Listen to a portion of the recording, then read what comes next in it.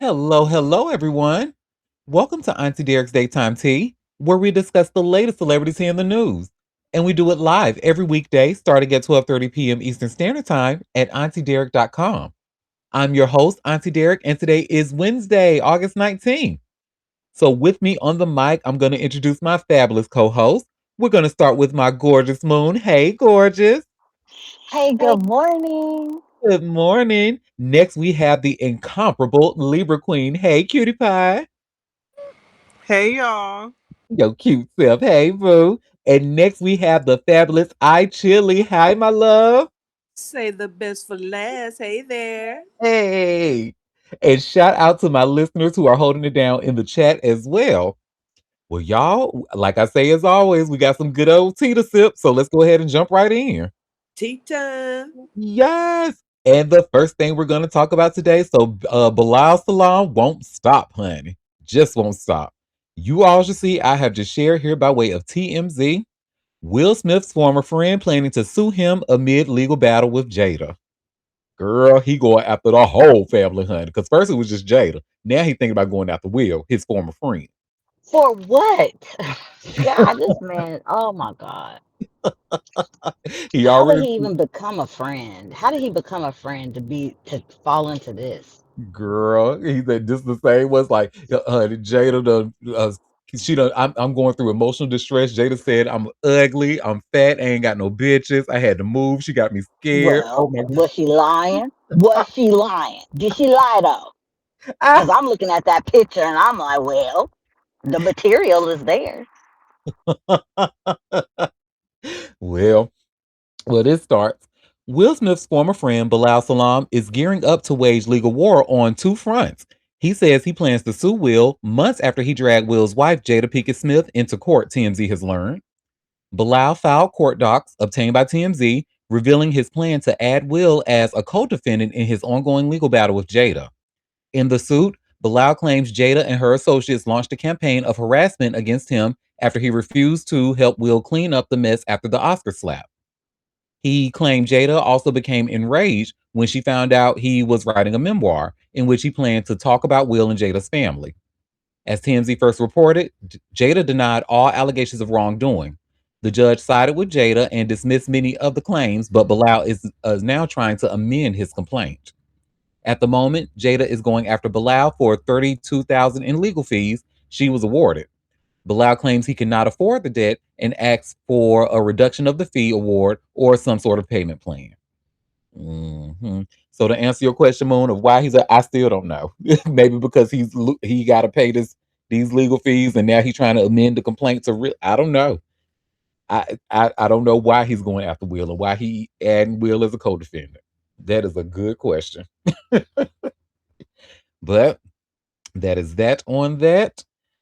Honey, when I know more information, I will definitely let y'all know. Child, this next story is a mess. When I tell you a hot mess, Suge Knight is a legend. He pretty much saying if you got Tupac's ashes, then go ahead and roll them up and smoke them. Yeah, and you all should see what I've just shared here by way of TMZ. Tupac cremated and smoked by friends, relatives after death. Girl, let's get into it. Suge Knight told TMZ a wild story about Tupac, and it ends with his ashes being rolled up in a blunt. Suge, who was with Tupac in Vegas when the rapper was shot, tells TMZ immediately after Tupac died, his mom wanted him cremated. Suge says someone put him in touch with a guy late in the evening, some from some sort of funeral home. He asked the guy to cremate Tupac, but the man said he was busy for the next few days. Suge got the guy's address and went over the guy's house with two bags, one with $200,000 in cash and the other with 1 million in cash. Suge offered the guy the bag with the 200K, but he said he wouldn't cremate Tupac that night. So Suge upped the ante and offered both bags. He says the guy was staring him down $1.2 million and agreed to cremate Tupac right then and there. As for what happened with Tupac's ashes, Suge said the rapper's mom had people come to the Vegas hotel where she was staying, and they rolled his ashes into several blunts and they smoked them. For his part, Suge says he told Tupac's mom he was on probation and felt smoking Tupac might be a violation, so he passed. It's been 30 years since Tupac's death, and his accused killer is currently on trial for murder, though Suge tells us Dwayne Keefe D. Davis was not the only one involved in Tupac's assassination.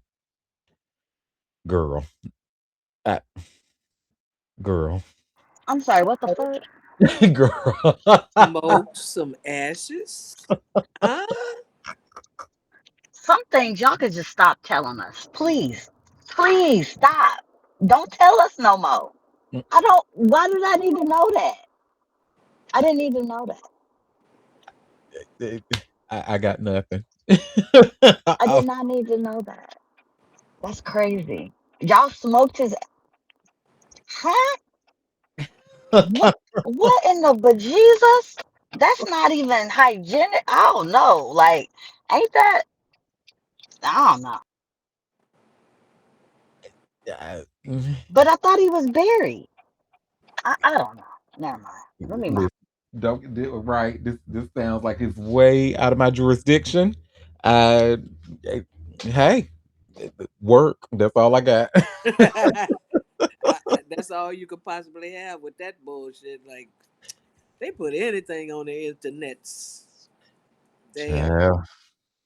Smoking ashes, child. Mm-hmm. Oh, and I didn't say my disclaimer. We here at Auntie Derek's Daytime Tea love and respect Marion Suge Knight and Oh, want love no and smoke. respect. Okay, hold on. Now you went a little too fucking far. I just don't want to get my ass ran over, honey. Yeah. There's no we in What did that. I tell you earlier? I do the running over. I'm not scared of no fucking Suge Knight. Fuck him. There's no we in that. You're by yourself. And We, ooh, his ass ain't he in a wheelchair? Shit, the hell Oh. was that a ploy at the court? We I walked think out of yeah, he's known to put people in wheelchairs. right. He ain't in no wheelchair. I saw him standing when they say he was released from prison. He was walking. So I. Mm-mm. Oh, and I'm sorry, I should say allegedly, because we Mm-hmm. have never seen him put anybody in a wheelchair. No, we don't know Mm-hmm. nothing about that. Look here, he can go to hell. Y'all crack me up. Love and respect. You took that too damn far. I've been quiet on all the other ones. God damn. Love and respect. Well, hold a damn minute. Hold on. I just want that Aries King to know that there's no smoke over here. With Auntie, I still feel away. Mm. Well, so I'm all alone on that one. And you know who else is alone? Jeannie Buss, honey. Because you remember we talked about her yesterday when she tried to stop them selling all the stakes of the family stakes to Bob Iger and Jason Kushner. Mm-hmm. Well, honey, it looks like she's still getting outvoted. They still intend to, Oh, they but want it all. also They want it all. they want it all, but also look at consider the source because remember yesterday she said that the two brothers do have a long history of sharing information directly to Shams Charania just for things that they wish would happen but aren't actually 100% accurate. So she did allege that. But you all should see I've just shared here by way of TMZ. Jeannie Buss's siblings intend to move forward with selling Lakers stake. So let's get into it. Jeannie Buss is fighting like hell to keep the Los Angeles Lakers in the family, but all five of her siblings are making it clear they're ready to move forward with selling their remaining ownership stake. Jim, Johnny, Janie, Joey, and Jesse Buss released a statement in response to Jeannie's plans to contest the sale on Tuesday, and they certainly haven't changed their minds, saying they remain united in that decision. We intend to move forward thoughtfully, respectfully, and through the appropriate process, the statement said, according to Shams Charania. We have tremendous respect for Bob Iger and Josh Kushner and believe they understand what the Lakers represent to Los Angeles and our incredibly loyal fan base. We are confident they will honor everything this franchise stands for while building upon the foundation our father created. The siblings also said the Lakers have been one of the greatest privileges of our lives, and their focus has always been on what is best for the organization, its fans, and the community. As TMZ previously reported, the Buss siblings, minus Jeannie, voted 5-0 to give up their remaining 17.8% ownership stake after Iger and Kushner bought the franchise from Mark Walter last week. But Jeannie insists a court order prevents the sale from happening as it would remove her as controlling owner of the team. Like many have pointed out on social media, is giving Succession vibes, but basketball. Messy, messy, messy. Messy family feud, honey. And all five of them said, baby, we are united in this decision, honey. And we will, what was the words they used, honey? They said, we intend to move forward thoughtfully, respectfully, and through the appropriate process. Well, basically, not even call it, they say, baby, you're not even the appropriate process, girl. You a non factor. You was a So, non factor, bitch. Ooh, so basically, fuck you. We doing it. Basically, basically. Good Lord. that's why I Mm-mm. told Slayanka that I think she's fighting a losing battle. It's sad. It's sad.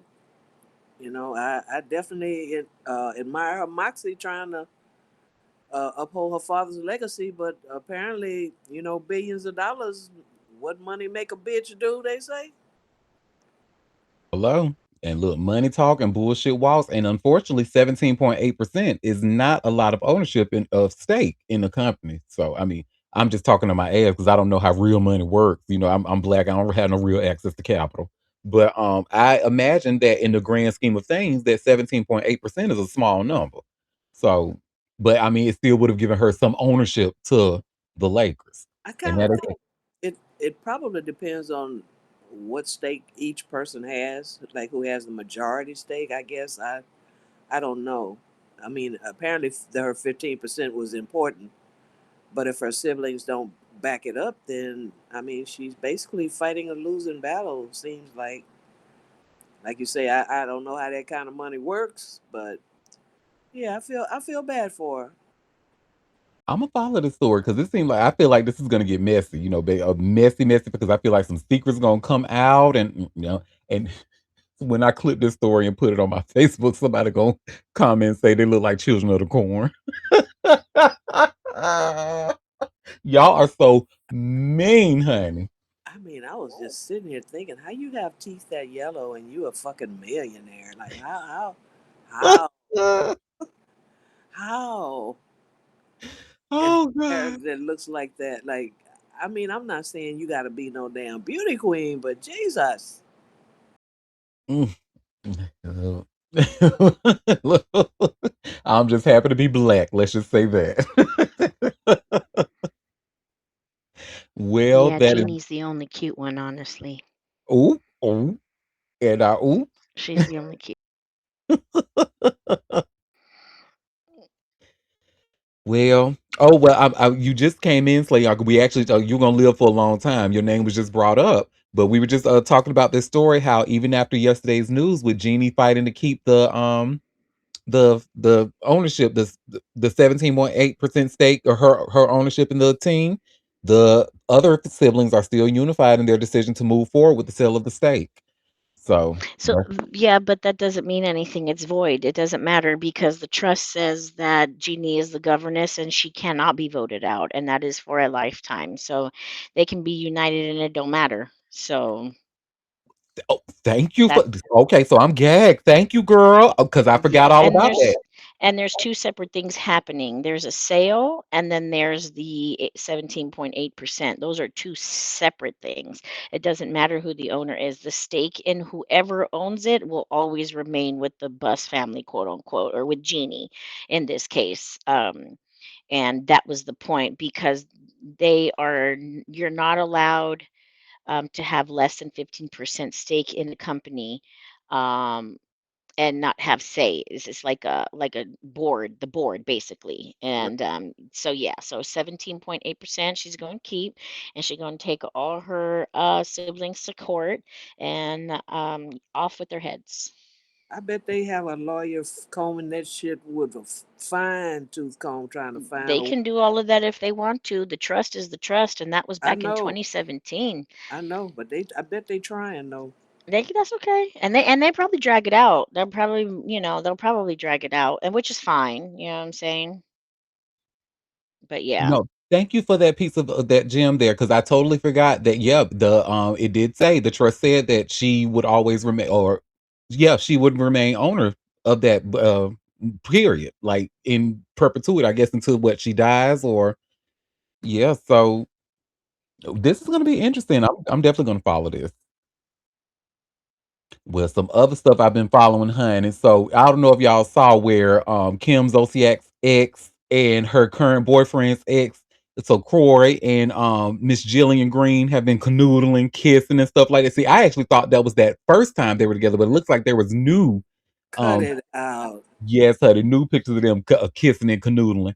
Well, after that happened, who had to speak to TMZ, honey? Kim and Kyle. They had to. I, they are a mess. This is so damn messy. But and TMZ is in making it seem like it's messier than what it really is. Because you see, their title says Real Housewives of Atlanta alum Kim Zolciak and boyfriend Kyle slams exes for hooking up with each other. They The actually did not slam anybody. the caucasity. Yeah, and they didn't slam anybody. I was actually watching the clip looking for some slamation. There was no slamation. They was like, I mean, good for them. There is no slamation in this dancer week. There was no slamation in this dancery, honey. But let's because the clip is only about a little over a minute long. Let's watch together and you can see how they feel about it. Of course, just a heads up, it's TMZ, so you know what kind of questions they asking them. So here we go. Obviously, both your exes were seen making out yesterday. What do you guys? What do you guys think? What are your thoughts on that? I mean, we don't. I don't care. We don't care. I Right. just. I'm just worried about his. Very worried about his little boys. Right, right. Okay. Why do you guys think they got together? Like, do you think it's kind of weird? Do you think like they're doing it out of spite or like? I don't think they're doing it out of spite. Right. I mean, I provided for Corey for 10 years totally, so I'm sure he just wants another. Okay. Yeah, kept man.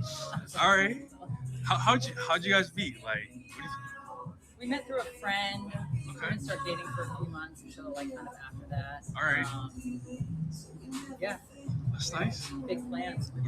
Anything you guys? What do you guys like about each other? Anything you want to share? He's like, the funniest person I know, and right. that's my favorite thing. Like the Yeah, funniest person ever.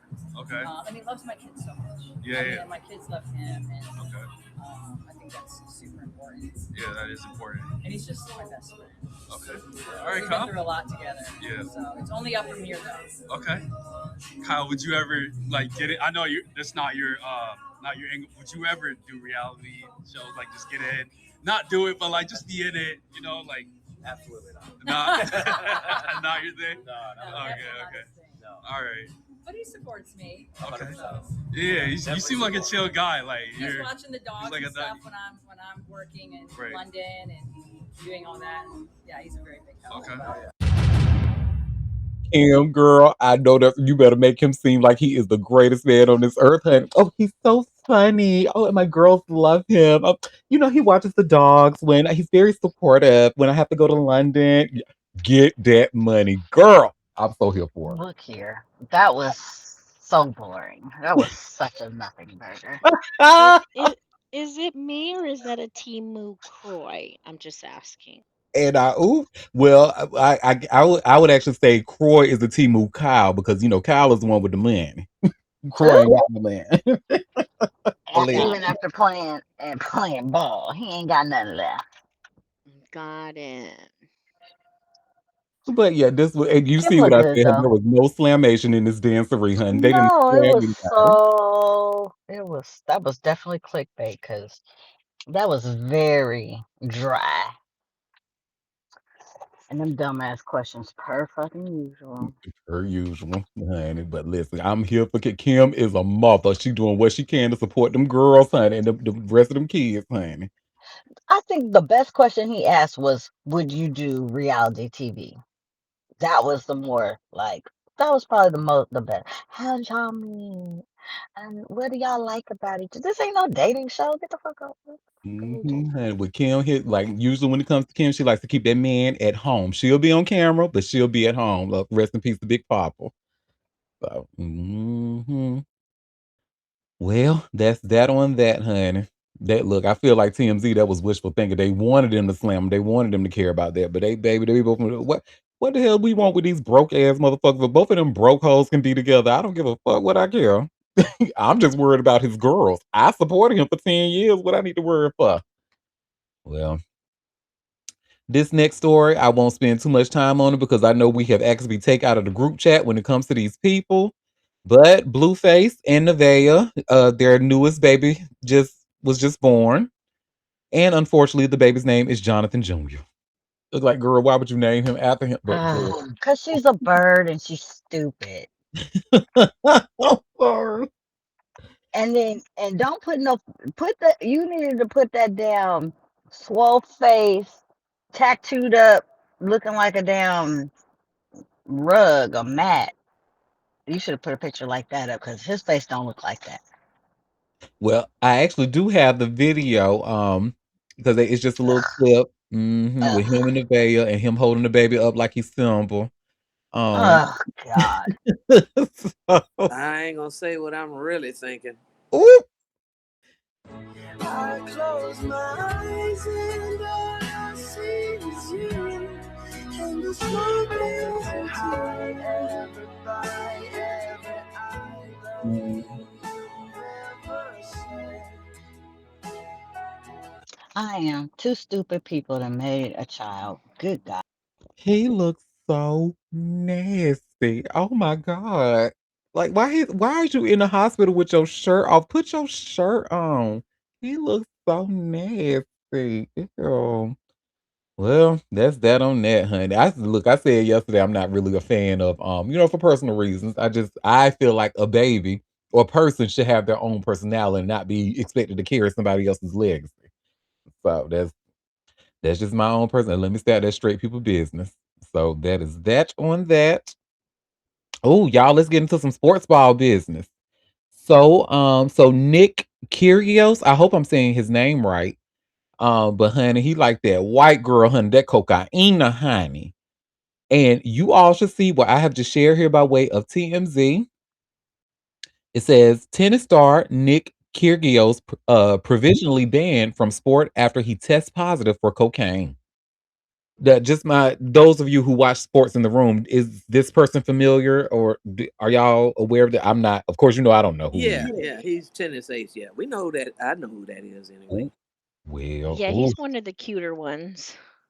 damn, Because a homie. lot of them They, tennis dudes are not cute, but he's one of the cuter ones. Well, it looks like his dealer knows him too, honey. yeah, he got pop. Yup. And this starts, tennis star Nick Kyrgios' tennis career is in question after he tested positive for cocaine ahead of a match in Mallorca. Nick announced on Instagram Wednesday he was provisionally suspended from tennis in June after he tested positive for the drug on the Spanish island, while admitting he knows he messed up big time. He apologized to his fans, family, and sponsors, as well as the kids who idolize him, adding, "I know the example this sets, and I'm deeply disappointed in myself." He then went on to share some context around what led up to this low moment in his career. He explained the several injuries he sustained over the last few years took a huge toll on his mental and physical health, noting, "My body hasn't been able to do what my mind expects it to do, and coming to terms with being near the end of my career has been harder than I ever imagined." He said letting go of the sport is one of the hardest things he's ever done in his life, and he oftentimes felt hopeless and alone. The former Wimbledon finalist further announced he would be stepping away from the public life for 28 days to focus on getting himself right and promised to do the work and come back better. The International Tennis Integrity Agency said the 31-year-old provided a sample during an ATP 250 event on June 22nd, and the laboratory confirmed the presence of, I'm going to mispronounce this, but benzoyl. Girl, I know I just tore it up, but that a metabolite of cocaine on July 17. The ITIA placed Nick on a mandatory suspension. Nick has a chance to appeal the decision, the ITIA said, but he has not done so. The organization added Nick is not allowed to play in, coach at, or attend any events organized or sanctioned by World Tennis, WTA, ATP, the Grand Slams, or any national association. The tennis pro reached his high career world singles ranking of 13 in October 2016, but has since slipped to 999th in the world and has struggled through several injuries and personal injuries over the last few years. For instance, in 2023, he pled guilty to assault after he pushed his ex, Chiara Passari, while she was waiting for an Uber, though the judge eventually threw out the charge. He checked himself into a psychiatric unit after having suicidal thoughts following his second round Wimbledon loss in 2019. And this ends with, if you or someone you know is struggling or in crisis, help is available. Call or text 988 or chat 988lifeline.org. Poor thing. I know that addiction is a MF, honey. So yeah. And now he has to, based off of his statement, he has to figure out what he's gonna do next and go from there.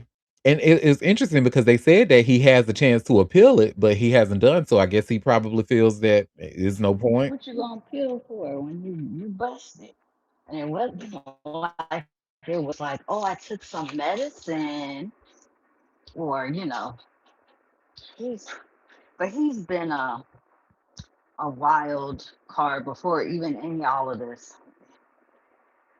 That's unfortunate. Oh, that's wow. See, I ain't know nothing about his ass. But I just saw the story. I was like, ooh, banned cocaine. Oh, let me bring the story to the group. I'm sure one of them at least done heard of him. So, well, that is that on that. Wish him well in his battle with that. Because I know it won't be easy. Well, so we actually have an update on Mia Bienemy from her husband himself. So Eric, he was speaking at a press conference and they were able to catch it. So you all see I've just shared here by way of TMZ. And it says Eric Bienemy gives update on wife after shooting and says she's truly a soldier. So this video is a little bit under 2 minutes. So let me share my screen and we can watch the update together. This is actually my first time watching it too with y'all. So let's see what Mr. Bienemy has to say about this.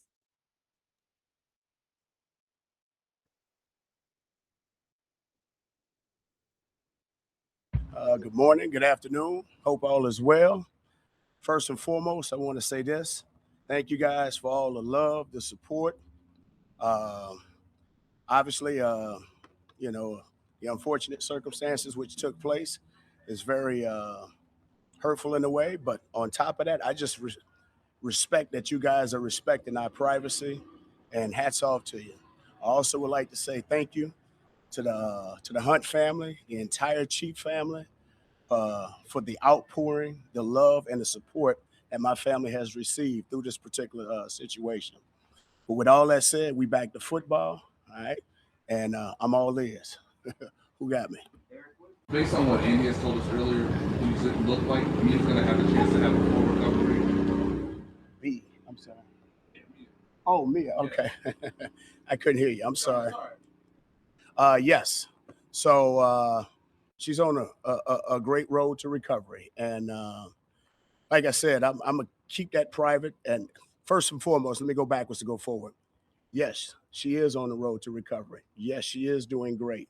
Um, it's one of the main reasons why I'm back here because of her recovery. She's truly a soldier.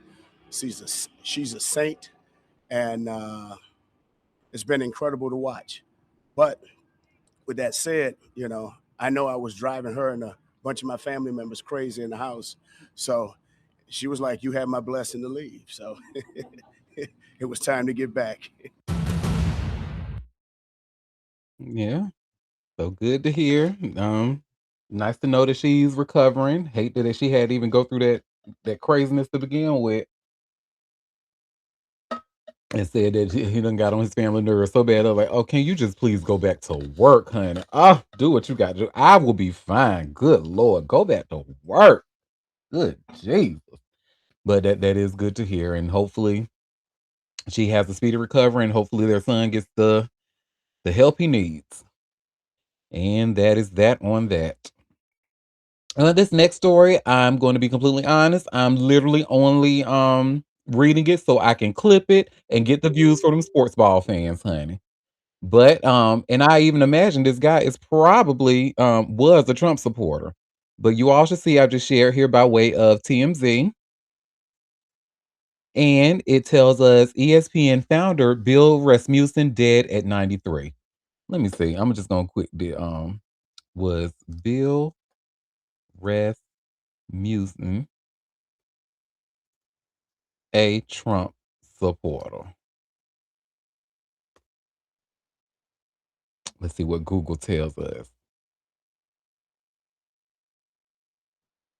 Okay, okay, okay. So Google's AI says there's no public record or reliable information indicating that Bill Rasmussen, the co-founder of ESPN, ever publicly stated or expressed support for Donald Trump or aligned himself with any specific political party or candidate. Okay, so there's no record of, so I can at least give him that. Well, this starts off. Bill Rasmussen, the founder of ESPN, has died at 93 years old from the effects of Parkinson's disease, the network announced Tuesday. Rasmussen was credited with creating the first 24-hour television network when he launched the entertainment and sports programming network with his son Scott in 1979, which would change the medium forever. Rasmussen was the network's inaugural president and CEO and was able to form relationships with sports leagues, investors, and cable operators to set the network up for years to come. ESPN chairman Jimmy Pitaro remembered Rasmussen as a remarkable man and a visionary and an innovator. Quite simply, none of us would be here today if it wasn't for Bill's passion and all the hard work and entrepreneurial spirit he put into building ESPN in the late 1970s. Key aspects of our company culture that still carry on to this day. ESPN legend Chris Berman, who joined the network weeks after it launched, also shared a tribute to, quote, our George Washington, unquote.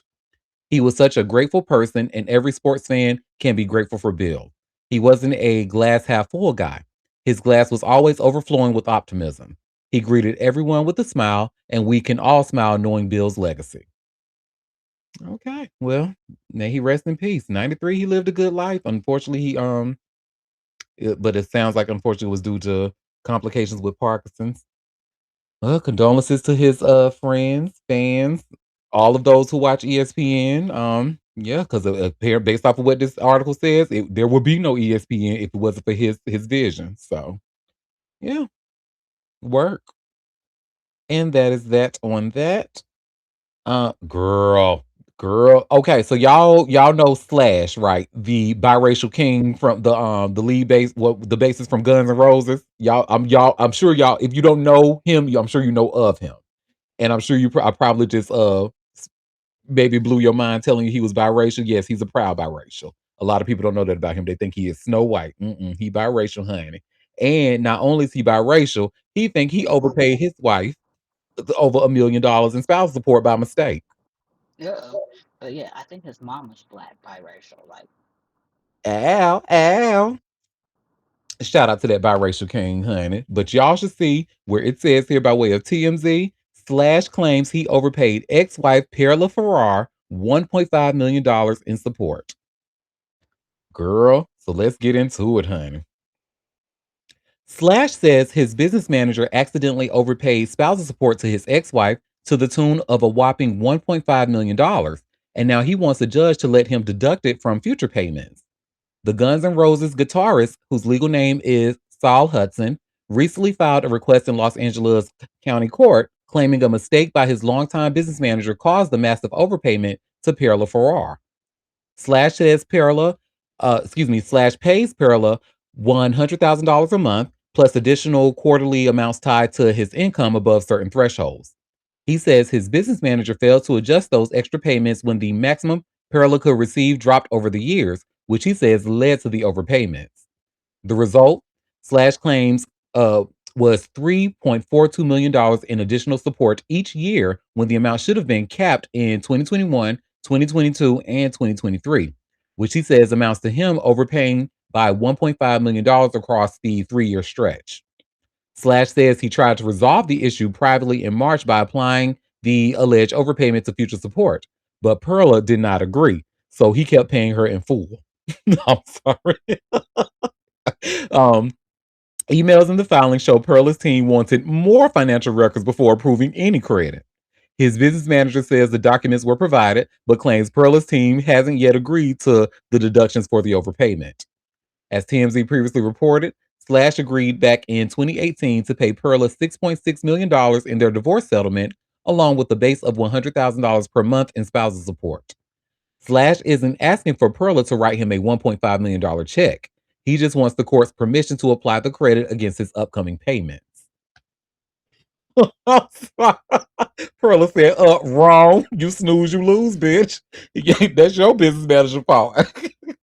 Goodbye. Do you got anything else right now? I'm over in the Dominican Republic. Do you have anything? Is there anything else I can do? Because no, you will not be getting any of this money back, and there will be no credit. But I mean, he's not based off of this though. He's not asking for anything unreasonable, right? He's saying, "Hey, this was an oversight on us, and there was 3 years worth of overpayments that should have been capped, but they weren't. So we're asking her because she's still going to get the spousal support payments regardless. We're just asking for a deduction to equal things out." So Perla, get money, bitch. That was the part that had me cracking up. Honey. That was saying, they tried to resolve it. They tried to resolve the issue privately in March by applying the alleged overpayment to future support, but Perla did not agree. So he kept paying her in full. Can y'all imagine how that phone call went? No, bitch. What do you mean? You overpaid me $1.3 million. Damn, homie. Well, what you want for lunch? 'Cause well, that is that on that. And of course, if there's any updates, I will update you all. And oh, so now this is not as amicable, honey. So Anson Williams, one of the actors from Happy Days, so he's going through a similar battle, but this is like on the other side of that. There was no overpayment at all. Um you should all see where it says here by way of TMZ. Happy Days actor Anson Williams' ex-wife says he owes her tens of thousands of dollars. So girl, let's get into it, honey. Ooh, sorry, I had a pop up. Okay. So, Anson Williams might have some not so happy days ahead because his ex wife says he owes her a lot of money and she's getting the courts involved. TMZ has obtained the court docs Jackie Williams filed Friday, and she wants the Happy Days actor to pay up, claiming he owes her tens of thousands in non payments from their divorce. According to Jackie, Anson needs to cough up over 15,000 for 6 different life insurance premiums, over 2,000 for DGA pension funds, over 1,300 for AFTRA pension funds, over 16,000 for misappropriations or unauthorized uses of corporate funds, and 4,000 for unauthorized self-payments. But that's not all. She's also asking that he reactivate their corporate Amex and transfer over her half of the rewards benefits. According to Jackie, the divorce judgment from 2023 clearly covered these items, but she says Anson's dragging his feet on some obligations. She claims she tried reaching out to Anson about the money he owes her multiple times this year, but she hasn't gotten anywhere, and now she wants help from a judge. Jackie says she can't afford to keep paying lawyers in this litigation and believes her ex knows it, so saying that's why he's ghosting her. She's asking the court to order him to pay several of her legal fees on top of the other payments she's seeking. Jackie and Anson divorced back in 2020 after 30 years together. And let me just share my screen really quick. Now, I didn't watch Happy Days enough to recognize him in the show. I only know Fonz and who was it? Potsy? Was that his name? I didn't know, but this is who he was back in the show. Is he familiar to any of you? Not me. So but yep, that is that on that. And that is him now, along with Jackie. And Jackie wants her money. And said he is not answering. She keeps trying to contact his ass. Hey, run me my money. And he's ghosting her. So she's asking for a judge. Well, that is that on that. And I was we have a comment saying, hello, Gen X. Shout out to Gen X. Yes, I be watching some of y'all shows. Well, Me too. I saw okay. naked pockets hurt. Dun, dun, dun, dun, dun, dun, dun. Uh, uh, well, that is that on that. What we got next, girl? This story is for Chili, honey. Chili and anybody else who watches the Love After Lockup. So remember we were talking about Letitia Collier, honey, and it looks like she was able to be bonded out for now. But you all should see what I have just shared here by way of TMZ, honey. Love After Lockup star Letitia Collier reveals pregnancy amid possible prison return, bitch. Girl, she pregnant, girl. Well, this starts. Letitia Collier is out of the slammer for now after filing an appeal in her forgery case, and she just dropped a baby bomb. The Love After Lockup star posted a short video to Instagram on Tuesday revealing a baby bump as her husband Keith Collier drove. Nothing was said by either in the clip, but the message was pretty clear. Now what? As TMZ reported, Letitia was released from prison earlier this month, and she'll be out until a decision's made about her appeal after she was sentenced to 15 years behind bars for allegedly scamming clients of her financial firm. The reality star was charged with felonies for forgery and identity theft, but the identity theft charge was ultimately dropped.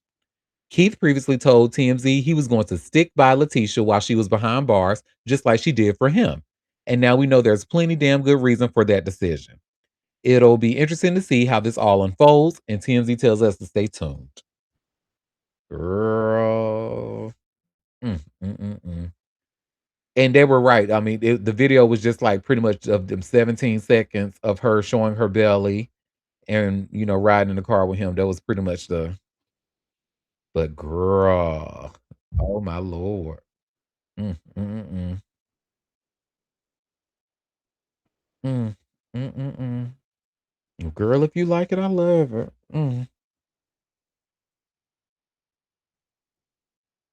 Chat, I'm gagged, honey. Mm. Okay. You just trying to talk. You hear me now? Yep, uh-huh. Oh, I'm like, this is mess, mess, and more mess. This series here, Love After Lockup, Love During Lockup, man, I'm speechless. Like yeah. a baby, honey. Like, girl, you okay. Okay. What? Does she think this is gonna keep her out of prison? I Mm-mm. mean, does she? It's women that have babies in prison and they take the baby and you go right back to prison. Like, come on now. Child, we have a comment saying Love After Lockup never saw this show. Is this Apollo from Real Housewives of Atlanta in this? That's a good question. Was he in it? Apollo Nida? No, girl, stop it. No, Mm-mm. he wasn't in that. He should have been, but no. Well, speaking of somebody who also might need to be locked up, honey, that old nasty Howie Mandel. Oh, honey, I just don't know why people feel like they want to overshare this type of stuff. And he was oversharing it with his daughter present in the room. Oh, honey. But Howie Mandel, honey, and the gag is my youngest sister. I remember her actually putting her on to Bobby's World, and she loved it. Now I got to call, and be like, "Girl, you remember we used to watch Bobby's World? Forget it. Mm-mm. Don't even think about that shit no more because he's nasty." But you all should see where it says here by way of Us Weekly. Sorry, I got to pop up. Give me 1 second. Pop up would not go away. But you see where it says Howie Mandel jokes about getting $25 hand jobs at massage parlor while married, and his daughter reacts. I'm like, girl, what? Anyway, well, Howie Mandel made an eyebrow raising sex confession during a recent podcast episode with his daughter, Jacqueline Schultz. I have this lady that gives me tuggies, Mandel, who's 70, said during the August 11th episode of his Howie Mandel Does Stuff podcast. It's 25 bucks and I get hand jobs. Mandel's guest, podcaster Camelia Arujo, joked that $25 is a good price but for such a service, but Schultz, who's 41, didn't seem to find the exchange as humorous. She says, I'm always so uncomfortable when you make these jokes, she told her dad. This is not like a father and daughter conversation usually. Schultz also asked her father whether her mom would be upset with the revelation and if it's considered cheating.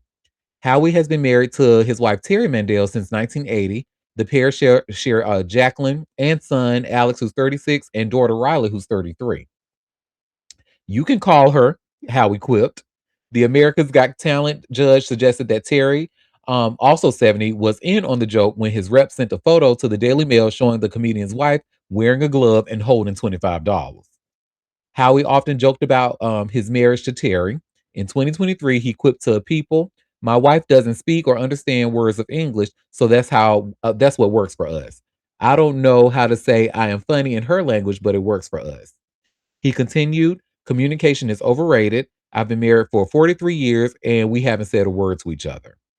The former Deal or No Deal host has also been candid about Terry's impact on his decision to seek help for his OCD. "I'd have my children and my wife spray everything down and not touch things. I wouldn't take things that they were handed. I would remove some of their toys that I saw touch the ground. I was making their life miserable," he told Today in 2023. "My wife just gave me an ultimatum. She goes, 'I can't do this anymore. So, and I can't have the children do it anymore. And if you don't get help, that's it.' So it was an ultimatum that made me ultimately get therapy, and I was diagnosed with OCD." I'll go ahead and end it there because I don't want to hear about none of that other shit.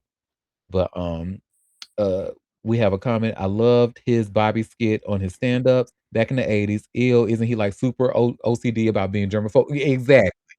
He's not too much of a germaphobe if he allows people to tug on his winky. Oh, go ahead, Libra Queen.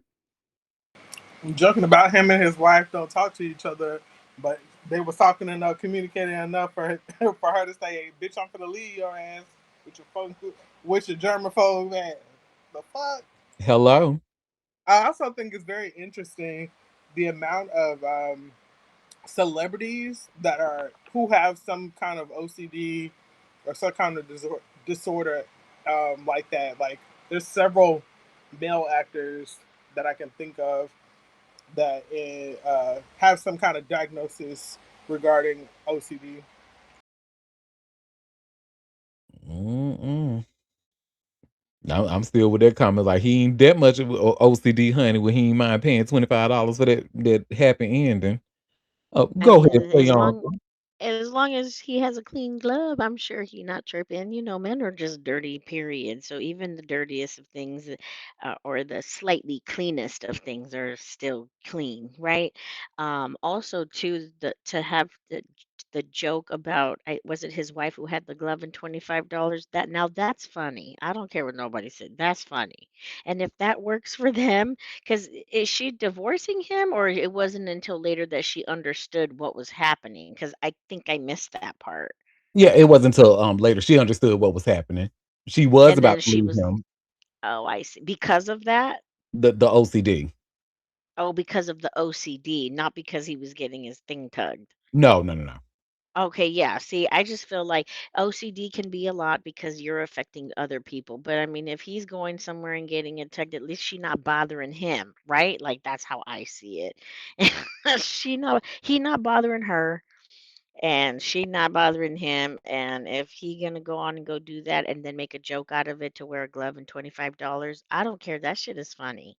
I feel like, you've been married that long, she probably doesn't care about that. Now the OCD I could understand, because that you're doing too much and you're stressing me out, right? But I don't know. I thought that was funny. I mean, if it's working for 40 something plus years, then Yeah. Look, she probably like, "Shit, I'm glad somebody else can do it. I'm glad I ain't got to do it, honey. And you only can do $25. Oh, baby, that's a steal. Go ahead and do it. Let me give you 100. You can go ahead and be taken care of for the whole week." and leave me alone. Hmm. We have a comment. "Howie is super wealthy, learning he was an early adopter to purchasing land and gas stations in Vegas and rental units for small business construction companies. Howie and Terry just make fun of what the public thinks is true." Hmm. Nasty. Stay out the massage parlors, you little nasty self. Well, that is that on that, honey. Oh, girl. So Quentin Aaron, honey. He opens up to Us Weekly exclusively, honey, and he talks about, life after the stroke, and you know who else he talk about? Hey, Margarita girl. No. Not you margarita. You know he talking about because you know they had to ask him. They was like, "Well, what the hell happened?" So what I didn't know, I thought he at least had a chance to talk to her after he woke up from his coma. No, he reveals in this article that he hasn't talked to her since the stroke. She was at the hospital while he was in the coma, but after he woke up, he remember he said because we did read that he said, "I don't even want to see her. I don't want to see her." Well, you guys should see here by way of Us Weekly. Paralyzed Quentin Aaron vows he'll walk again and return to acting after near fatal stroke. So, girl, let's get into it. And it's a long one, too, honey. So, Quentin Aaron knew something was seriously wrong. In late January, the 42-year-old star of The Blind Side went to sleep with severe back pain. And when he woke up to use the bathroom, he realized he couldn't move or feel his legs. The ambulance came and they had to pick me up and put me on a stretcher. I couldn't do anything to support my own weight, Aaron tells us. I was completely paralyzed from the waist down. That night at the hospital, Aaron slipped into a coma. He said, excuse me, he says that after regaining consciousness several days later, he went into a cardiac arrest and had to be resuscitated multiple times. Doctors told him he suffered a spinal stroke and a pulmonary embolism, and he remained intubated and unable to speak for nearly a month. During that time, the family members delivered shocking news. Margarita De Leon, the woman Aaron married in December 2024, was still legally married to her previous husband. De Leon, who claimed she was unaware that her divorce hadn't been finalized, was prevented from making medical decisions for Aaron. He tells us he hasn't spoken to her since his stroke. Now, the 6'8" actor is continuing his recovery at a rehab facility. A devout Christian, Aaron is very optimistic that he'll walk again and views his health crisis as a blessing. It's a miracle I'm still here, he says. My purpose moving forward is to take advantage of the second chance I've been given. He's writing a book and developing an iHeartRadio Podcast 2.0, along with a clothing line and documentary. I'm excited to still be here, Aaron says, and to tell my story. They asked him, "How are you feeling today?" It's been a journey, but I feel good. I'm getting my voice back, which is cool. I didn't sound like myself before. My right hand has been numb and tingly the whole time. Some days it feels weak and stiff. I'm getting some strength back too, though. Doing my exercises. I call them curls for the girls. I have been able to support my weight, by scooting out of bed into a wheelchair or out of the wheelchair back in bed. Because all my upper body strength has gone away since this incident happened, it's very hard to sit up in bed without support. I'm definitely doing a lot of strength training to get to the point where I can support my weight through my arms and in my upper body and core. They asked him, "Were you having health issues before the stroke?" He says, "I was ignoring my body and facing a lot of medical things like diabetes and congestive heart failure. I had an infection that traveled through my bloodstream into my spinal cord and lungs, which caused a stroke. Thank God I decided to go to the hospital that night, or else we wouldn't be having this conversation right now." They asked him, "Have you noticed any progress?" "I can feel when people touch my legs all the way up and down and to my stomach. I can't register pain though. One night I was lying there watching a movie and I jumped at something on the TV and my leg moved. I sent a video to my rep and she started crying. I was like, I told you I'm going to walk again." They asked him, "What do the doctors say?" "I respect doctors, but I've learned a long time ago not to listen to them over my own optimism and my belief in God." Okay, let me just pause and say that is complete bullshit. Get out of here with that crap. But I mean, he the one who had the stroke, so I guess you got to hold on to some type of hope. But I can't stand when people say, "Oh, I don't want to listen to a doctor. I want to listen to God." Anyway, he says he starts. "I respect doctors, but I've learned a long time ago not to listen to them over my own optimism and my belief in God. They don't want to give you hope because they feel like you'll translate it into, she said, I'm going to do this and I'm not doing it. They err on the side of let's scare the crap out of them. With my leg movements, they have said there is a possibility of recovery because you can move some of your joints and you can feel. So that is very good." They ask him, "How are you doing emotionally?" "I figured out ways to channel what I'm going through into motivation. I felt down and alone and depressed, but getting back to work has helped me be able to endure what I've been going through a lot better with a better mental state. I'm in bed right now mostly or in a wheelchair, but I can still get around. I'm not going to let what happened to me defeat me or define me. I'm still going to be who I am to the fullest, and I've grown a lot in these past 6 months. My faith is a huge factor in my mental endurance. You do not find a quit in me. I keep telling everyone that not only am I going to walk again, but I'm going to run and swim and do all the things I used to do. I'm going to build myself back up better than before. Uh, they ask him, tell us more about how your faith has helped you through this. The day I woke up from my coma, I coded a couple of times, and one of those I saw Jesus. He appeared in front of me and placed his hands on my back and took the pain away. I thought I dreamed it, but when I woke up, the pain in my back was gone completely.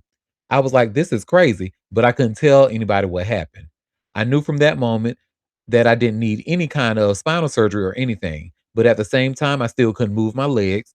I look at it as this is my moment to be seated. God wants me to be seated right now. He's working on my behalf, and I'm doing what I can from where I am. My recovery is going the way God intends, and I'm not afraid. Here we go. Here we go. They asked me about margarita. So your faith also must help you deal with the situation involving your ex.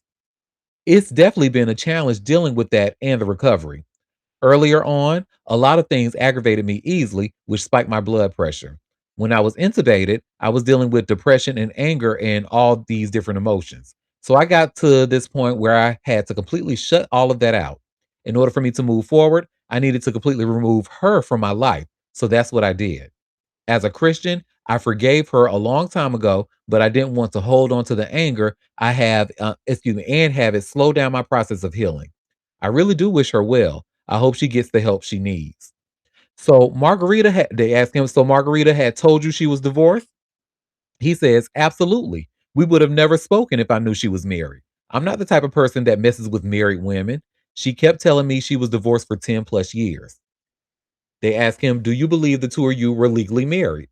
It was supposed to be a legal marriage. Thankfully, the marriage was voided. I didn't need to annul it because we weren't legally married. I dodged a bullet there. They asked him, and you haven't seen her since the stroke? Not since the day I went to the hospital. There were times I remember seeing her in the room, but I was in and out of consciousness and I didn't speak to her because I was intubated. I don't need to speak to her ever again. They ask him, you're ready to, or they tell him you're ready to move on. He says, absolutely. God has blessed me with the second chance to do it the right way. I'm going to leave him in charge of the love department. I got too much else to focus on. I was on Tinder. I was on Bumble. I was on Facebook dating. I found her on TikTok. I'm not doing that anymore. They ask him, how was the relationship before your stroke? We know how it was, but anyway, he says, we weren't in a good space. There were a lot of arguments and accusations and lies. I've been praying for God to remove her from my life because I felt I was stuck. I was done a long time ago. So I felt like this was the final nail in the coffin, so to speak. That's the thing I had to happen. He said, so I feel like if this was the final nail in the coffin, so to speak, the thing I had to do to happen the thing that had to happen in order to finally separate us, I was okay with it. I still have my life. I mean, I'm seated right now. I can't really do the things and everything I used to, but I can still do some. I still got some pep in my step when I get my step back. I bet he do. Anyway, what's the recovery process been like? He says, I was somebody who could bench press 275 pounds. I was strong. When I woke up from the stroke, my muscles were gone. The rotator cuff got so weak it couldn't support the ball in the socket joint. So I would take my left arm to pick up my right arm. I do curls and shoulder presses and all of that, even if it's from bed. When I see the results, I'm excited because it tells me to keep going. They ask him, have any celebs checked in on you? I got a couple of messages from Selma Blair. I love her. I worked with her back in the day on the film 2016 Mother and Daughters, and we've had a cool friendship ever since. I haven't heard from the Blind Side co-star Sandra Bullock, but I did hear that she reached out to the production company that did the movie, and they gave her an update on me. They asked him, "What do you hope the future looks like for you?" Whether it's in a chair or on my feet, I'll be on the screen again. I'm writing a script and I'll be directing in the future. I also plan on doing speaking tours to tell my story and to talk about the journey, the mental toughness, the emotional toughness, And the feeling like you want to break but not doing it. Everything that I'm experiencing, I feel like it wasn't just for me. It was for everyone else who was experiencing something similar. A lot of people give up, and I want to encourage them to do the opposite. I have to keep going. God didn't bring me back for nothing. I'm actually going to stop there because, like I said, this was a really long interview. So if you would like want to see the rest of it, then you can go ahead and keep on. You can see it on slide 18. But yeah, so pretty good interview, and all I want to know is what you think about Margarita, honey. Go ahead, Libra Queen.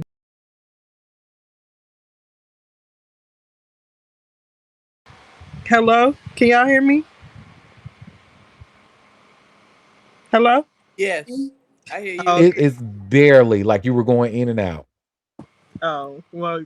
Okay, I couldn't hear you. But anyway, my commentary is number one. He over here talking about he thanking God because his back pain went away. But in my head, I'm like, his back pain went away and then he was paralyzed. There's a correlation there. But if you want to thank God for that, go ahead. Also, he not pressing no charges against Margarita because, like, she was lying to the family. Talking about, I maybe guess not. not because he forgave her. That's what I'm hearing. I'd be asking for a TRO. You know what I'm saying? Um, but yeah, that piece about his back pain removed. No, baby, you need to feel the pain because you need to be able to get restorative in your legs. And if you can't feel nothing, that's why you in a chair. But God bless him.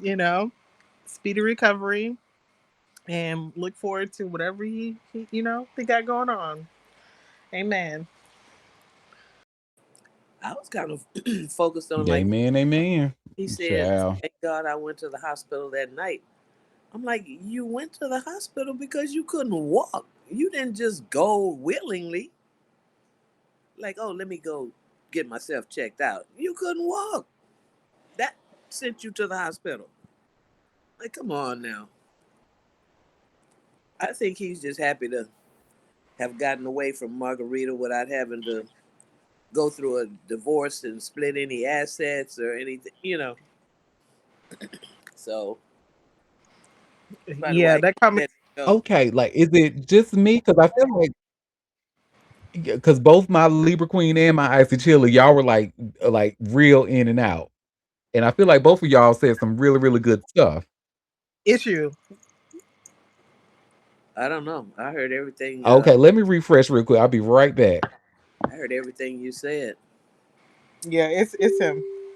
Um, but what I was gonna say, yeah, that commentary too, also about that. I'm like, oh, the light bulb not that bright. Oh, okay. I'm glad he's recovering and that he has some kind of feeling. I It mean, definitely not that bright. Now, I'm telling you, anytime somebody say, "Oh, well, I don't," doctors don't know everything. I'm gonna listen to God. I check out. Go on somewhere with that foolishness. Can you hopefully, hear Chill? I don't think. Can you hear me? No. Mm-mm. The craziest thing is I hear everything. I heard Quinn going in and out. I heard Chill going in and out, and I heard Auntie going in and out. So I thought that was me. So I'm like refreshing and refreshing, and I don't think it's me because I can hear everyone. I think you guys can't hear each other. Yeah, something's definitely going on. I knew I was crazy. I mean, I can hear everybody. And Hey, no, let me everybody. refresh my This is not chat Mosa. Something with the internet though. Yeah. And you know what? The internet was acting up yesterday at my job. The internet was acting up today at my house. So I feel like something going on.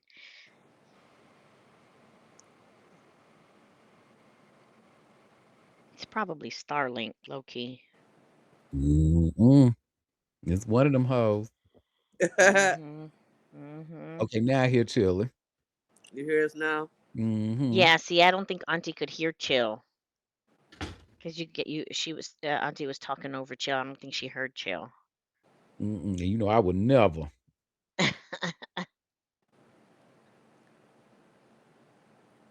So who was asking about him? Sandra Bullock. She called the peoples to check on him, or was that somebody? Margarita was trying to check on him. No, not Sandra Bullock. Who did he say checked on him, Auntie? That Selma Blair. Selma Oh, Blair. Selma Blair. Okay. Hmm. Oh, shout out to Selma Blair. She has MS, and she's fighting the good fight. Yes, yes, indeed. Hmm. I'm glad he has feeling. I mean, I hope he does, eventually work his way back up. If he has feeling, it's a possibility. It's going to take time.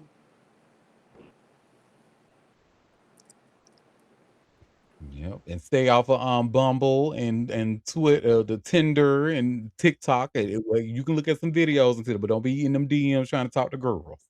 How do 'Cause you that's how know your your ass got in that fine? situation to begin with. There's no way you don't know your divorce ain't final. No way Mm, that's possible. You yeah, know if your divorce is finalized. You get the paperwork. Yeah, but they weren't legally because I married. It was a fraud. No, I'm talking about the she was legally married to the person before him that she thought she was divorced from. Oh yeah. Oh yeah. Talking about Well, she I didn't know it mean, wasn't final. How you light didn't light bulbs, not that. You know. too dim light bulb? Okay. Hmm. And another thing I found interesting in the articles was how he was saying how, like, the times with her, they used to argue a lot and stuff. And I was like, well, hold up. I was reading that you had the best relationship and she was helping with your diet and y'all was having lots of hot and sloppy sex. So is it Uchi Wally on one mic? That's how he was exercising because they was having all this sex. Mm. Hilarious. Uchiwali or One Mic is hilarious. That's, that's one of our age-old proverbs, honey. Is it Uchi Wally Hmm. or one mic? I love it. Well, that is that on that. If he does any more interviews, if he talks about Margarita again, I'm gonna be watching. Poor Margarita. Put Oh, an He said he umbrella don't in want to. it. He don't want to talk to her no more. mm-mm. And Margarita girl, if you got something you want to say, honey, hit me up at auntie@auntiedare.com. We'll take girl, let us know. Yeah, come tell us how you didn't know your divorce wasn't finalized. One margarita, two margaritas, three I'd like to margaritas, hear it. four. I'd like to hear it. Well, so this is so millennials and Gen X. Come get y'all juice. So are we familiar with David Krumholtz? I'm sure he's probably one of those actors. If the name probably don't sound familiar, but if you see him, be like, oh, him, yes, him. Well, honey, he is about to quit Hollywood, quit acting. And he said he is tired, honey. And you all see, I just shared here by way of Us Weekly. Oppenheimer and Supergirl actor David Krumholtz clarifies his indefinite break from acting. He said he's taking an indefinite break, honey. Okay, Well, Em. I like David Krumholtz. I mean, I liked him in numbers, but all right. I loved him in 10 Things I Hate About You. And what was he? The Hook. I liked him in Hook. He was in a lot of stuff I liked. And Yeah, I mean, was he in American Pie? I believe he was, yes.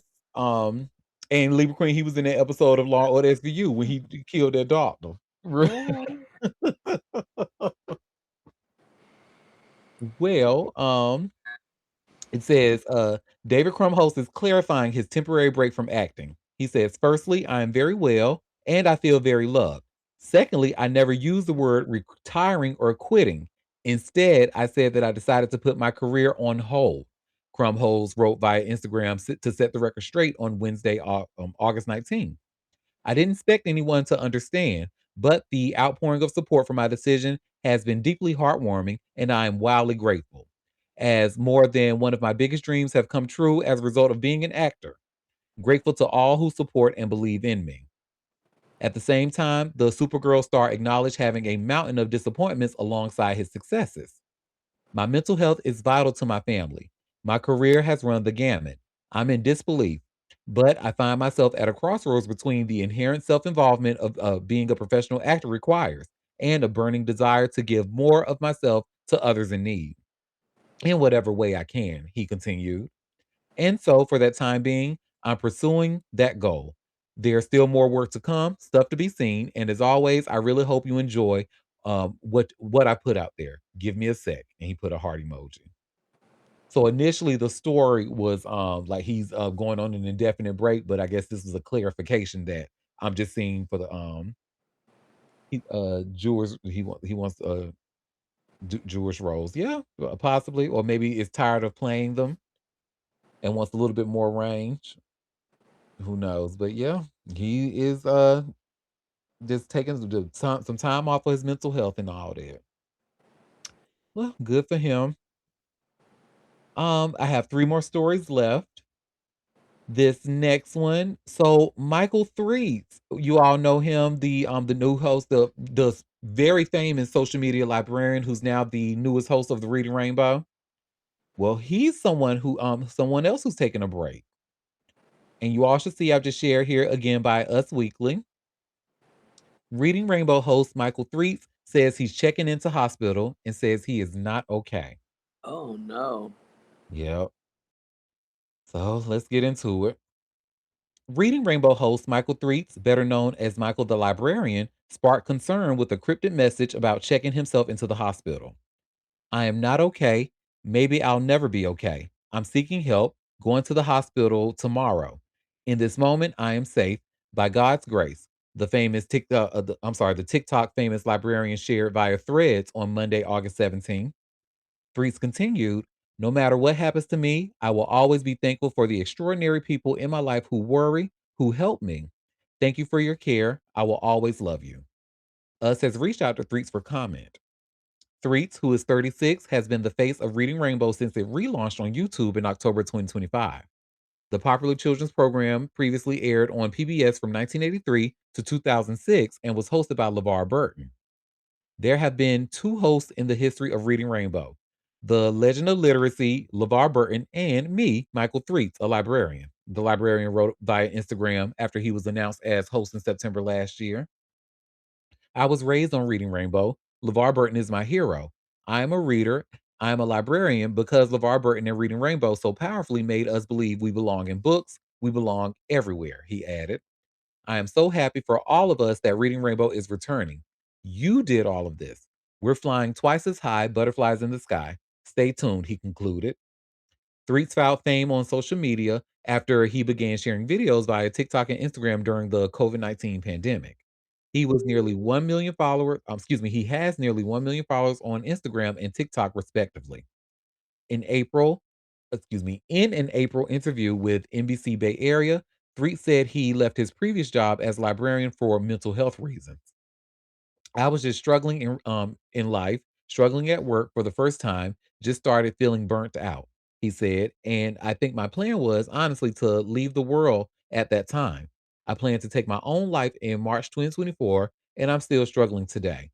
But it's led to a life of just traveling all over the United States, and now I'm the resident librarian for PBS, PBS Kids, and also the host of Reading Rainbow. And then this, of course, ends with if you or someone you know is struggling or in crisis, help is available. Call or text 988 or chat at 988lifeline.org.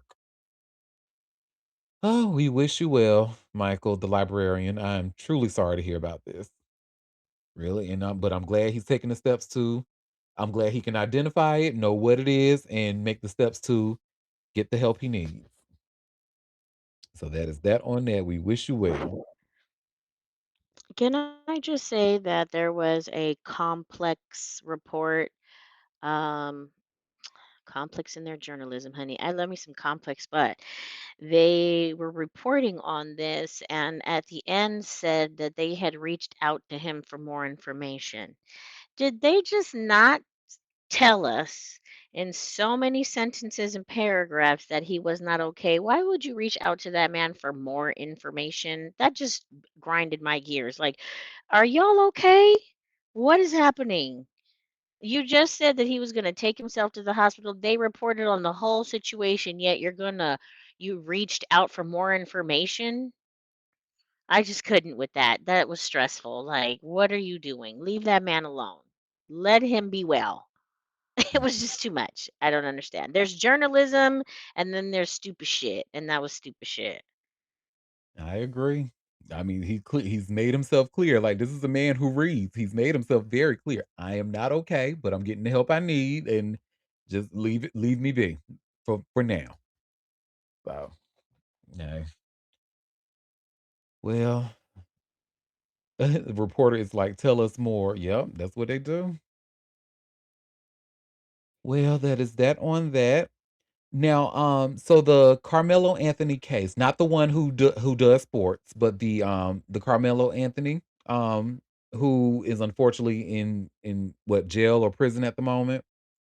Well, we are just learning that by way of TMZ, you all should see where it says new judge to be appointed ahead of retrial hearing. So let's get into this. So Carmelo Anthony's defense team just scored a major victory in their push for a new trial. Their request for a new judge in the case has been accepted. The decision came from a Collin County, Texas courtroom Wednesday morning, courtesy of visiting Judge Sid Harrell, who served as the judge in the first of all these school shooting trial. This means Judge John Roach, who presided over Carmelo's initial trial and has publicly stated he thought the trial was fair, has been recused. The new judge has yet to be appointed. When a new judge is appointed, they are expected to hear arguments from Carmelo's defense on Thursday as to why he should get a new trial. As you know, Carmelo was accused of fatally stabbing Austin Metcalf with a pocket knife during an April 2025 track meet in Frisco, Texas. Carmelo was found guilty of murder after a highly publicized trial in June, and he was sentenced to 35 years in prison. He is currently housed at the Wallace Peck Unit, a medium security state prison operated by Texas Department of Criminal Justice. Carmelo attended Wednesday's hearing in a green jumpsuit. His parents and Austin's parents were also in the courtroom. His supporters reportedly cheered in the courthouse and on the streets outside the building when Judge Roach was ordered removed from the case. His family has maintained his innocence and immediately began working on an appeal. Well, that's that on that.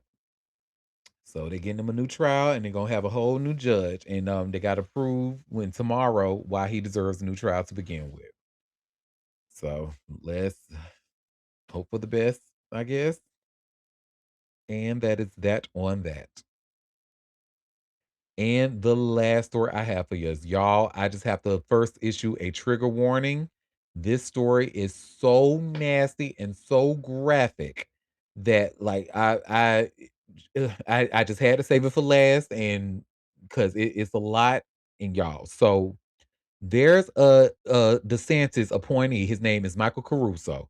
When I tell y'all this motherfucker is disgusting, honey. And when I say disgusting, I'm not using that word loosely. He is disgusting and needs to you picking up what I'm putting down. But you all should see where it says here by way of the Daily Beast. DeSantis appointee arrested for alleged child sexual abuse. And baby, when I tell you this story has the details of what this man allegedly did to this little boy, this little traumatized boy, oh, this is why I had to issue a trigger warning because it is awful. Well, this starts. A Republican appointee of Florida Governor Ron DeSantis was arrested Tuesday on charges of child sexual abuse, the state attorney general announced.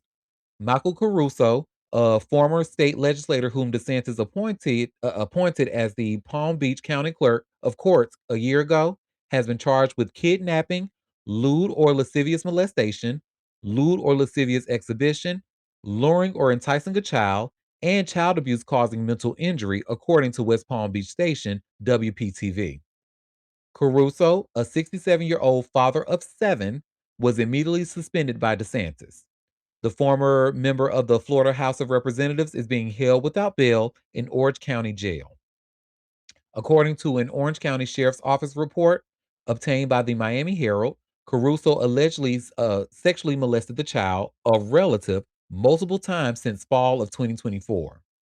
Sources told the paper that the victim was under 5 years old at the time. Jesus. Girl, you ain't heard nothing yet, honey. The graphic arrest affidavit alleges that Caruso exposed himself to the child while playing soccer and then touched the child's genitals while they were alone.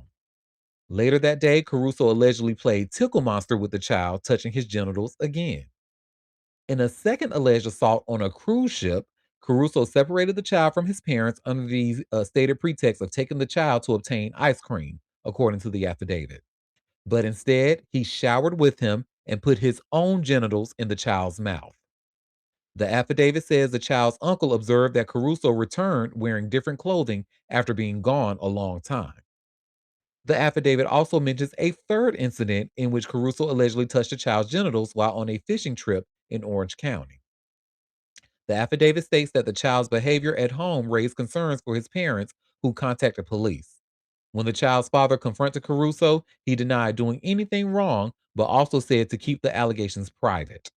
If you tell anyone I will get arrested, I will just go away, Caruso told the father, the report says. You tell anyone, I'm going to jail. The victim has suffered from the trauma inflicted by Caruso and is presently undergoing psychological care, the affidavit states. The Herald notes that Caruso's first wife, Beverly, previously accused him of sexually abusing a child. That allegation, which Caruso denied, came during a divorce case in Palm Beach County, according to records seen by the Herald. Caruso's alleged actions were also the subject of reports filed to the Florida Department of Children and Families, but details are not public, the Herald states. The victim's attorney, Lisa Haba, called the arrest a decisive line in the sand. When someone targets a child, they don't just break the law, they shatter a community's trust, Haba said in a statement. We intend to make sure the survivor's voice is heard through every step of this process. A lawyer for Caruso could not immediately be reached for comment.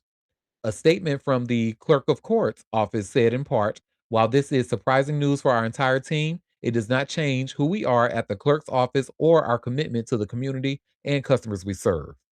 Caruso had been running unopposed for re-election as clerk.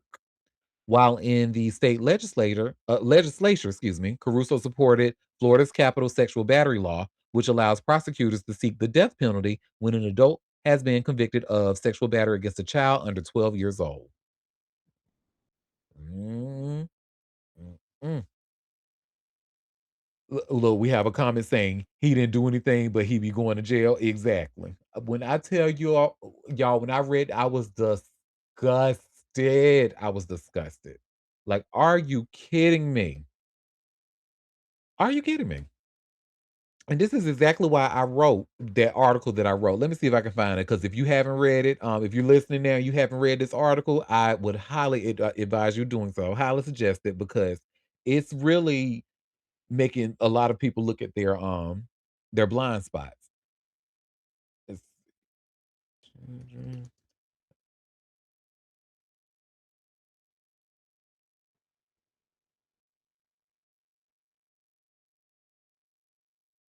Yes, I found it. Yes. Oop, Sorry, son of a bitch. I'm gagged. Like what? I'm not. And I bet he up in there voting against gay rights and trans rights and uh, thinking, other people is the problem. Yep. And here they are doing what they do. This little boy allegedly under 5 years old, you touching his genitals, playing and taking showers with him, and putting your own grown genitals in that child's mouth. Man, cut that shit off. Cut it off. Ooh, as a parent, he'd have to stay in jail because, baby, it's on site. He did this to a relative, Yes. it's on site. If I see his ass, I would beat him to death. And had the little boy not been acting out at home allegedly, it wouldn't have like led the parents to like, why is he acting like this? Wouldn't Hmm. have seen it, and then that's when they learned. I would, oh, Look, we have a comment saying paper cut and lemon all over his body. And then it says that further proves that Republicans will vote for a bill while doing exactly what that bill is seeking to outlaw. every Wake time. that up. Every time. That's why I look at them when they the loudest voices. The loudest voices, that's the ones you need to watch. Damn right. And you see, I wrote that here's the article I'm talking. So if you're listening, read this article because, like, especially if you yourself, first of all, if you got problems with gay or trans people, I don't know why you listening to me to begin with. But if you happen to be listening at the moment, read this article because it's pretty much how you say that you don't want certain kids or certain LGBTQ themes and children's shows and all of that, while ignoring that the children are endangered by a certain group of people and illiteracy. So yeah, that's that on that. But y'all, I could not. I'm like, huh? I actually saw people talking about this on threads, and I was like, oh, let me read the article. Ugh, I was disgusted. Well, y'all, that was actually all the tea that I had for us today. So before we head out, I always like to ask my girls, did you have any tea that you want to share or any tea that I might have missed?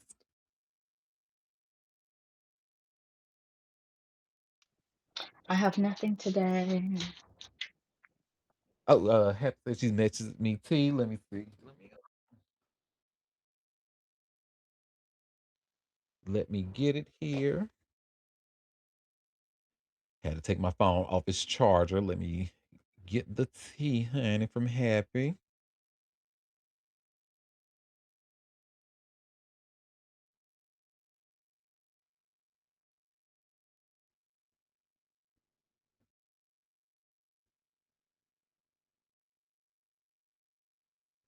Oh, so it says Ted Lasso stars have a blunt message uh for critics of queer storylines. Let me just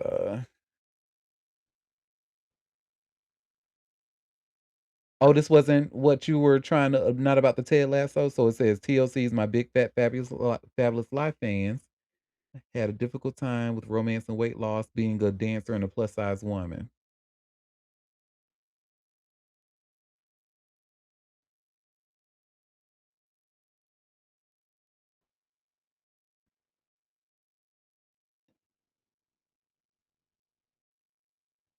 Okay, so this one, so the first piece of tea sent by Happy, during an interview with Glad promoting the fourth season of Ted Lasso, cast members Hannah Whitingham, Juno Temple, and Jeremy Swift blast critics of LGBTQ plus representation.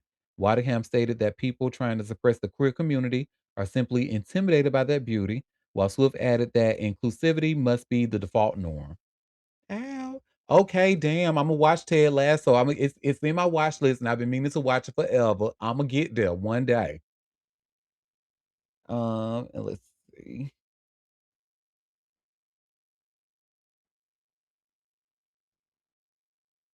And we have share this tab instead. So my big fat fabulous life, Whitney Thor is engaged to Jake Baldwin.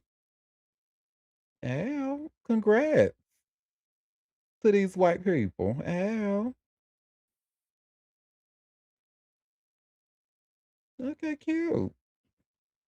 Okay. Ow.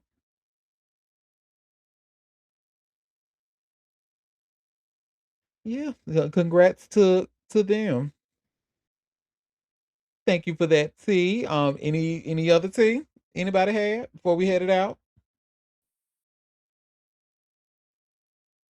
Well, y'all, it is always a pleasure. Thank you for taking time out of your busy day to come and sip tea with me. We will be back tomorrow, starting at 12:30 p.m. Eastern Standard Time for another live show if you can make it. Don't forget to subscribe to a bitch. Head over to auntiederik.com, hit that big green subscribe button at the top left, and join my free mailing list for your daily hugs in your inbox. And until tomorrow, you all have a fabulous rest of your day. Bye, everybody.